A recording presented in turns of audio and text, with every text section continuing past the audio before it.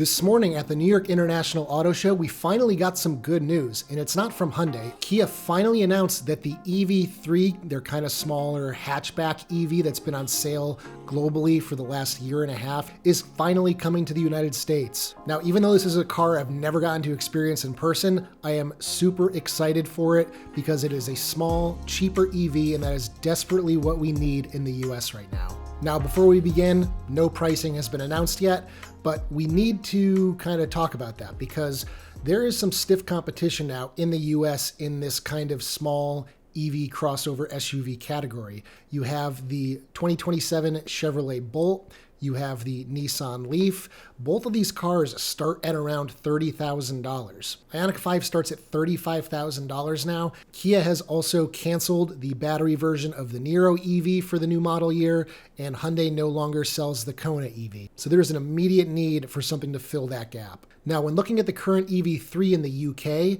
when you convert that to USD, it starts in the low 40s, and that's just not going to cut it here. There's just too much cheap competition here, so I'm really hoping that even without the federal tax credit anymore, this car can start in the low 30s. Even better would be in the high 20s. With all that being said, when will it be going on sale? Well, Kia is saying the end of 2026. I've been a fan of the styling since I first saw it. It does look like a mini EV9, a mini EV5.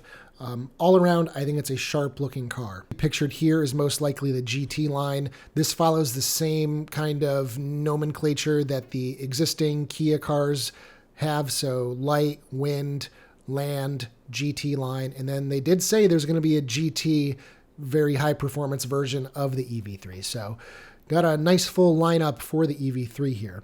But I think this car looks really slick in the white and all the gloss black on the exterior, very Stormtrooper-esque. It's got the hidden second row handle in the C-pillar, pop-out door handles on the front row. You've got a nice big square hatch in the back that should eat up a ton of cargo. Cargo area, 56.5 cubic feet. With the second row up, that goes down to 26.1 cubic feet. You've got a 2-level trunk floor, so if you want a little bit more height in there, you can lower down the false floor. The charge port on the EV3 is located on the passenger front corner, so this should allow you to use Tesla V3 superchargers without having to take up a second space. Now, in regard to charging and the battery pack, the light version of the car is going to come with a 58.3 kilowatt hour battery, and the long range, which is going to be on the Wind, Land, GT line, and GT, is 81.4 kilowatt hours.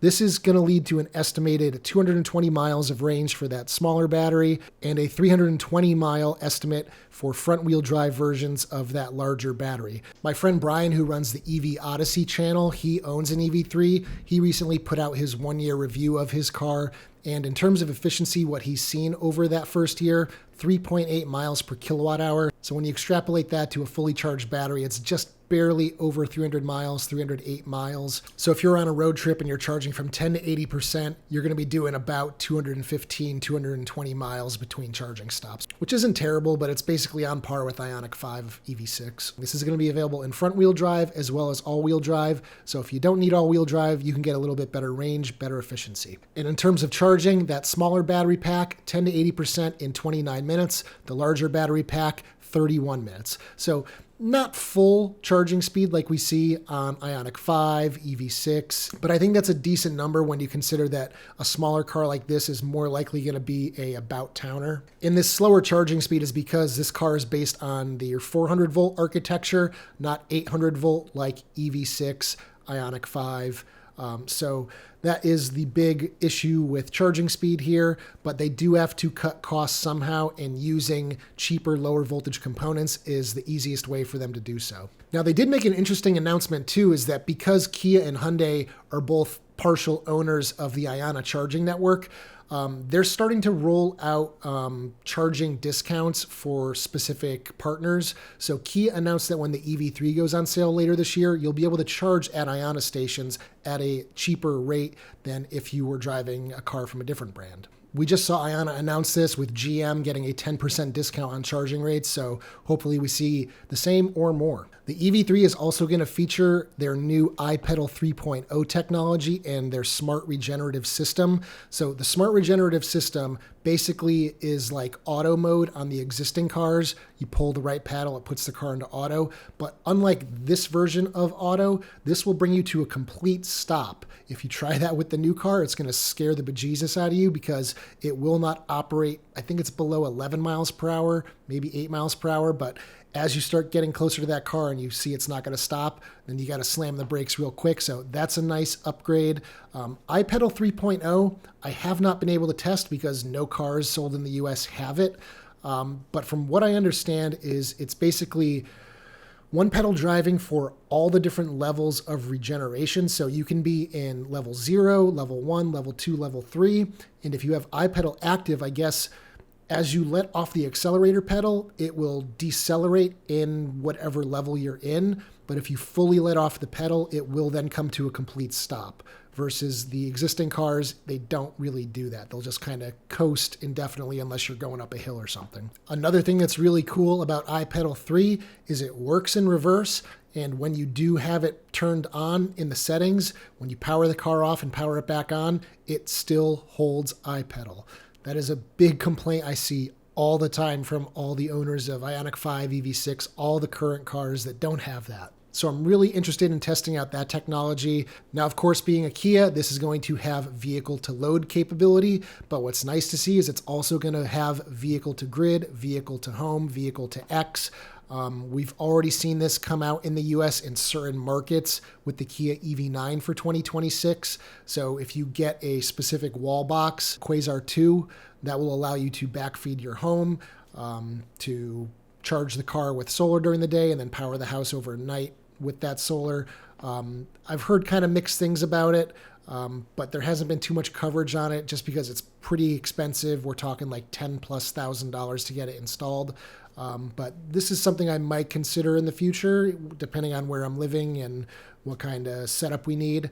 But yeah, definitely happy to see that the car is coming equipped with that from the start. The EV3 is going to be available with all sorts of nice features like head-up display, 360-degree surround view monitor, blind spot view monitor, which is the little screens on the driver display. When you turn your turn signal on, they'll show you what's there in the blind spot. Multicolor ambient mood lighting. It is going to have that little HVAC control like EV9 between the driver display and the center screen. It's fine. You kind of have to look around the steering wheel to actually see it, but I guess it's nice that you have some physical buttons. Well, not physical, they're capacitive based, but they are permanently affixed on the dashboard. The EV3 is also going to have entertainment and data services through Kia, so you can stream Netflix and YouTube to the center display when you're charging or whatever, or just sitting at a stop.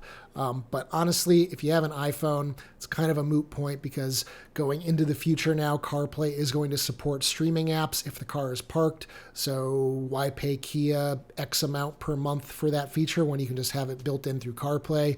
I don't know what the state of that is with Android Auto or anything, but yeah, I wouldn't be paying any extra for that service over just using my phone. Dual zone automatic climate control, heated and ventilated seats. The rear seats in the car will recline up to 39 degrees. Of course, the car is going to have digital key 2.0 where you can use your phone as key. The upper level sound system is going to be an 8-speaker Harman Kardon. And the car will, of course, have all of Kia's standard safety features that you just come to expect with a new car. So there you have it. EV3 is coming to the US. I am super excited.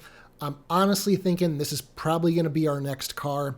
Our Ioniq 6 lease ends in a couple weeks. I might extend it a month, but I might just wait a few months until this comes out and pick this up on a lease. I think for a lot of people, this car is going to check most of the boxes they need for a daily car. It kind of all just hinges on them getting it at an attractive price. If this is $40,000, it's not going to be able to compete with Ioniq 5 or EV6. It's finally good to have some positive news about EVs in the US, considering everything going on. I'm hoping that Kia will invite me to the launch of this so I can test drive it, check it out, and let you guys know how it actually is. So anyway, guys, if you liked today's video, be sure to give it a thumbs up. Check out my store for all sorts of accessories for your Hyundai, Kia, or Genesis EV.